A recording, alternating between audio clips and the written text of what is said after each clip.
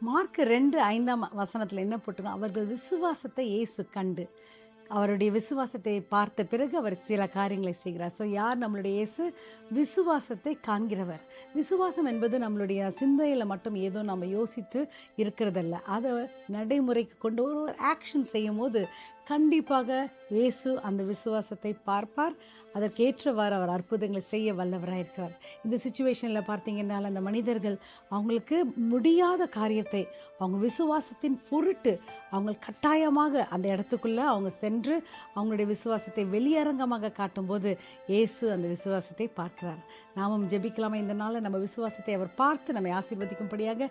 அன்பின் தகப்பனே, இந்த நாளில் கூட எங்கள் விசுவாசத்தை நீங்கள் பாருங்கப்பா, அதுக்கேற்றவாறு அற்புதங்களை செய்யுங்கப்பா. உண்மை நாங்கள் நம்புகிறோம், விசுவாசிக்கிறோம். நீர் விசுவாசத்தை பார்க்கிற தேவனாய் இருக்கிறதுக்காக ஸ்தோத்திரம், துதிக்கான மகிமை நமக்கு செலுத்துகிறோம். Jesus name we pray. Amen.